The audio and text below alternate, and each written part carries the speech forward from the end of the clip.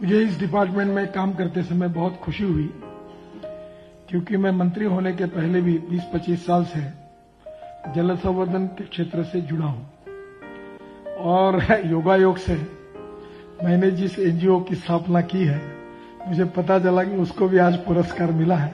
अभी मैं उसका कोई पदाधिकारी नहीं हूं।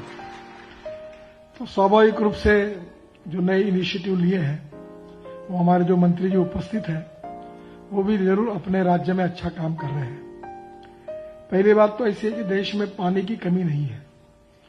जैसे सेक्रेटरी जी ने कहा, पानी के नियोजन की कमी है और इसमें सबसे अच्छे इनिशिएटिव लिए गए हैं। पहली बार ओखला में जो दिल्ली का पूरा सीवेज वाटर इकट्ठा होता है, उसको 400 mld वाटर उसको शुद्ध करके वजीराबाद बैरेज में छोड़ने की परमिशन मुझे दिल्ली के मुख्यमंत्री जी ने मांगी। तब मुझे आश्चर्य लगा और उन्होंने कहा कि मैंने पूरा विचार करके मैं आपसे ये मांग कर रहा हूं और लोगों का इसके लिए समर्थन है। यानी रिसाइकलिंग करके वो पानी को वो वजीराबाद के बैरेज में डालकर फिर से दिल्ली के लिए यूज करने वाले हैं। इसी प्रकार से ये एक अच्छा इनिशिएटिव है जो मुझे लगता है कि बाकी शहरों के लिए भी इसका उपयोग किया जा सकता है। विशेष रूप से जो गंगा का उल्लेख किया गया, इस बार पहली बार कुंभ में गंगा अविरल भी है, निर्मल भी है और लोगों ने उसका बहुत बहुत आनंद उठाया है। मैं हमारे विभाग के, हमारे गंगा के डीजी, सेक्रेटरी, उनके सहयोगियों को बहुत बहुत धन्यवाद देकर अभिनंदन करता हूं कि केवल 30% काम हमने किया है, उसी में अच्छे परिणाम मिले हैं। और जब हम अगले मार्च तक, इस मार्च के बाद अगले मार्च तक 100% करीब 250 प्रोजेक्ट पूरे करेंगे, तो मेरा विश्वास है कि गंगा और गंगा के ट्रिब्यूटरीज, नाले सब अच्छे हो जाएंगे। तो निश्चित रूप से हमारा सपना पूरा होगा, प्रधानमंत्री जी का भी सपना पूरा होगा। हमने उसमें ये प्रयास किया है, जो पावर मिनिस्ट्री ने हमको सहयोग किया है, कि 50 किलोमीटर तक जहां भी हम गंगा का पानी शुद्ध करेंगे, वो पानी पावर जनरेशन के लिए यूज किया जाएगा। तो ये भी बहुत अच्छा उपक्रम है, जिसके कारण हम रिसाइकलिंग वाटर जो है वो पावर के लिए यूज करेंगे, तो हमारे अच्छे पानी की बचत होगी। मुझे इसमें खुद 5 साल पहले मैंने इनिशिएटिव लिया था और हम 80 करोड़ में हमारा नागपुर शहर का, जहां का मैं एमपी हूं, वहां का सीवेज वाटर महाराष्ट्र सरकार को बेचते हैं और इसलिए स्वाभाविक रूप से ये भी एक बहुत बड़ा इनिशिएटिव है। इसके साथ साथ एक अच्छा इनिशिएटिव हमारे शिपिंग मिनिस्ट्री ने लिया है। हम लोग कांडला में 2000 मेगावाट का हाइब्रिड और सोलर प्रोजेक्ट डाल रहे हैं और जिसके कारण हमारी पावर की कीमत ₹2.60, ₹3 ₹2.60 के बीच में आएगी।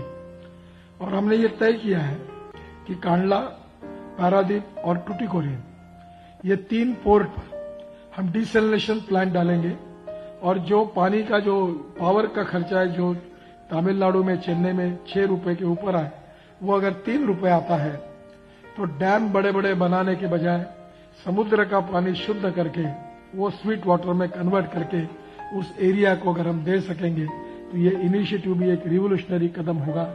इसकी भी शुरुआत हमने की है। मैं मानता हूं कि और एक बड़ी बात हुई है, जिसके लिए मुझे बहुत तकलीफ हुई, क्योंकि रोड मिनिस्ट्री को मैंने कहा कि हर जगह पर हम लोग ब्रिज बनाते हैं, बहुत कम 5-7% डाल के हम ब्रिज कम बंधारा बना सकते, पानी को रोक सकते हैं। तो स्वाभाविक रूप से मुझे कहा गया कि पानी रोकना हमारे डिपार्टमेंट का काम नहीं है, सरकार साइलो में ही चलती है। और इसलिए स्वाभाविक रूप से बहुत आग्रह करने के बाद उन्होंने इस बात को अभी मान्य करके ऑर्डर निकाला गया और 170 ब्रिज कम बंधारे महाराष्ट्र में बन रहे हैं। और इसमें से लातूर करके, जहां रेलवे गाड़ी से पानी लाया गया था, वहां मैं 4 दिन पहले ही मैंने और मुख्यमंत्री जी ने उसका उद्घाटन किया, शिलान्यास किया और वहां 3 बंधारे बन रहे हैं। अब कभी भी जीवन में वहां ट्रेन से पानी लाने की जरूरत नहीं पड़ेगी। 170 ब्रिज कम बंधारे महाराष्ट्र की बहुत बड़ी समस्या को सुलझाएंगे। एक अच्छी बात जिसका इनिशिएटिव लिया गया कि जो हम रोड बनाते हैं, तो नाली और नदियों का रोंदीकरण और खुलीकरण करके जो एग्रीगेट है वो रोड के काम के लिए यूज किया जाए और एनएचआई और हमारे राष्ट्रीय महामार्ग की ओर से ये काम मुफ्त में किया जाए। जो छोटे छोटे तालाब है उसकी मिट्टी निकालकर रोड में यूज की जाए और वो काम फुकट में हमारा कॉन्ट्रैक्टर करे। उसके साथ साथ जो किसान परमिशन देंगे उनके खेत में हम शेत तलेज, फार्मर लेक बोलते हैं, वो बना के देंगे ताकि वो पानी स्टोर कर सकेंगे। मुझे बहुत खुशी हुई कि इस क्षेत्र में महाराष्ट्र सरकार ने गैजेट नोटिफिकेशन निकाला, कुछ और राज्य सरकारों ने निकाला, और बुल्ढाना, अकोला और वाशिम जहां सबसे ज्यादा किसानों ने आत्महत्या की है, वहां लाखों करोड़ों लीटर पानी के स्टोरेज की कैपेसिटी बढ़ गई।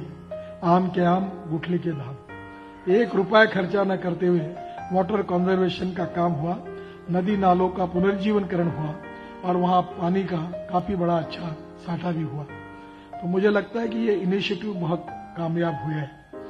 जहां तक हमने बड़े प्रधानमंत्री की सिंचाई योजना में 99 प्रोजेक्ट हमने मंजूर किए, उसमें से जो आधे काम पड़े थे ऐसे प्रोजेक्ट थे, 34 पूरे हुए हैं और इस बार 2019 एंड तक हमारे 10-12 प्रोजेक्ट छोड़कर बाकी सब प्रोजेक्ट खत्म हो जाएंगे और इससे करीब 1,88,00,000 हेक्टेयर जमीन पानी के नीचे आएगी। ये बहुत बड़ी उपलब्धि हमारे सरकार की है, क्योंकि आज तक भारत सरकार की ओर से ऐसे कामों के लिए कोई पैसे नहीं दिए गए थे।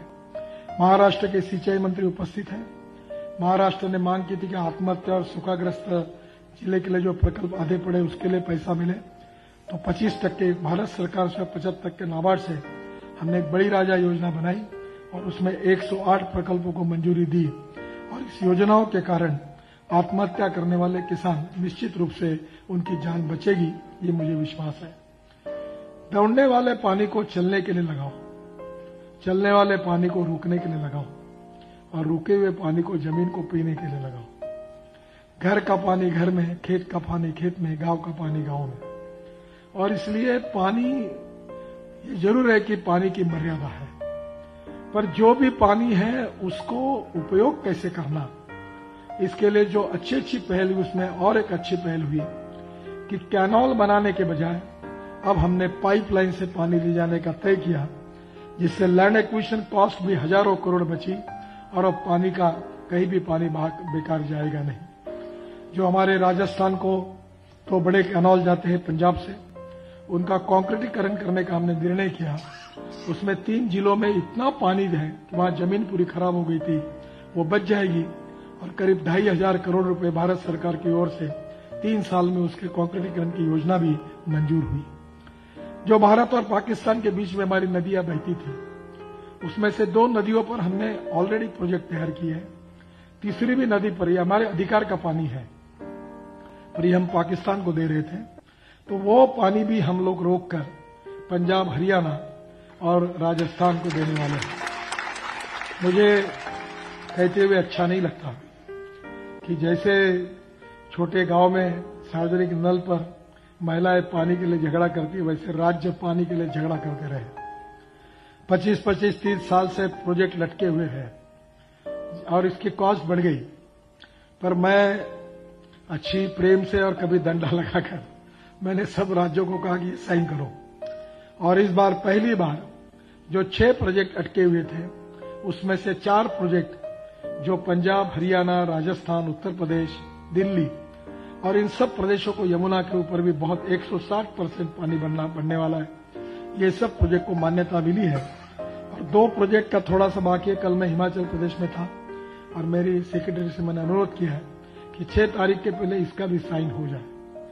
जो रिवर कनेक्टिविटी के वाली योजना आई थी, जो पानी के लिए बहुत महत्वपूर्ण है, उसमें गंगा का पानी कावेरी तक ले जाना ये कल्पना थी। थोड़ा मैंने कहा कि हम उल्टा शुरू करेंगे। जो समुद्र में मिल रही है साउथ की नदियां, जहां पानी जा रहा है वहां एंड से, जहां से शुरुआत करने के बजाय एंड से शुरुआत करेंगे। 1100 टीएमसी पानी गोदावरी का समुद्र में जा रहा है। अब वो पोलावरम धरण जो बना रहे हैं हम लोग, उसके बाद में जो बैक वाटर है वो पानी करीब 400 टीएमसी हम लोग वो पानी जो है वो कृष्णा में, कृष्णा का पेन्नार में और पेन्नार का कावेरी में देंगे, तो करीब कर्नाटक, आंध्र, तेलंगाना और तमिलनाडु की पानी की समस्या लगभग सुलझाने में यशस्वी हो जाएंगे। पिंजर दमनगंगा प्रोजेक्ट गुजरात और महाराष्ट्र के मुख्यमंत्री जी की साइन होने की बाकी है। इसके साथ केन बेतवा, ये भी प्रोजेक्ट बहुत महत्वपूर्ण है, वो भी मुख्यमंत्री के बीच में केवल साइन होना बाकी है, डीपीआर रेडी है। और इसके साथ बिहार और झारखंड के बीच में भी एक बड़ा प्रोजेक्ट था रिवर कनेक्ट, उसका भी प्रधानमंत्री जी ने शिलान्यास किया है, जिससे कम से कम 2 लाख हेक्टेयर जमीन पानी के नीचे आएगी। करीब 16 प्रोजेक्ट के हमने डीपीआर बनाए हैं और राज्यों के तरफ से 47 एक बेसिन का पानी दूसरे बेसिन में लेने के बारे में भी हमको डीपीआर प्राप्त हुए हैं। पानी ये देश का सबसे क्रूशियल मुद्दा है। पानी ही हमारा जीवन है, पानी हमारे विकास का आत्मा है और इसलिए पानी को बचाना, पानी का सही प्रबंधन करना और पीने के लिए अच्छा पानी उपलब्ध करना और उसके साथ साथ जो पानी हो पर्याप्त रूप से मानव जीवन के लिए, कृषि के लिए और हमारे उद्योगों के लिए मिलकर भी हमारे पास रहे, ताकि पानी हमारी विरासत है, पानी से हमारी संस्कृति जुड़ी है और पानी से हमारी इकोनॉमी जुड़ी है। जब गंगा में शुद्धिकरण हुआ तो फिर से डॉल्फिन दिखने लगे, कछुए दिखने लगे, तो इतना लोगों को आनंद हुआ है कि पानी की शुद्धता के कारण कितना बड़ा परिवर्तन हुआ है। पानी ये सोशियो इकोनॉमिक ट्रांसफॉर्मेशन का भी कारण है, पानी हमारे प्रगति और विकास का भी कारण है। और इसलिए इस पानी के प्रति हमारे नए पीढ़ियों में, हमारी जनता में, हमारी मां बहनों में और हमारी राज्य सरकार के नेताओं के बीच में भी, विधायकों के मन में, जिला पंचायत, एमएलए, एमपीज के मन में एक बहुत बड़े अवेयरनेस को निर्माण करने की आवश्यकता है। इस विषय को एक एप्रोप्रिएट विजन देने की आवश्यकता है और पानी की विजन देश के भविष्य को बदलने वाली है। और इसीलिए इसमें काम करने वाले जल संरक्षण, जल संवर्धन, जल प्रबंधन, इसमें जो इनोवेटिव काम करने वाले अनेक संस्थाएं हैं, सरकारें हैं, व्यक्ति हैं, उनके कार्यों को देश के सामने लाना, उनको पुरस्कारित करना और उनको पुरस्कारित करके ये प्रेरणा बाकी हजारों लोगों को मिले, यही भावना इस कार्यक्रम के पीछे है। और जो निवड समिति, चयन समिति थी, उन्हें इंडिपेंडेंट, इम्पार्शियल, फेयरली काम किया है। इसमें कोई सरकार का और मंत्रालय का हस्तक्षेप नहीं था। और मैं विशेष रूप से मीडिया के जो बंधु हैं उनको अनुरोध करूंगा कि आप बाकी तो सब करते ही हो, हमने क्या बोला और क्या नहीं कहा इसमें आपकी रुचि बहुत ज्यादा है, वो थोड़ी आप कम की तो हमारा ऑब्जेक्शन नहीं है। पर जल संवर्धन और रोड एक्सीडेंट, सड़क सुरक्षा, ये 2 ऐसे विषय हैं कि इस विषय में देश की मीडिया देश के भविष्य को बदलने में बहुत बड़ा योगदान दे सकती है। ये अच्छे जो उपक्रम है, जिनको अवार्ड दे रहे हैं, इनको आप टीवी के द्वारा उनकी मुलाकात लेकर दिखा सकते हैं। इस तरह की खबरें देखने के लिए आप हमारे चैनल को लाइक करके सब्सक्राइब करें और नोटिफिकेशन बेल ऑन कीजिए।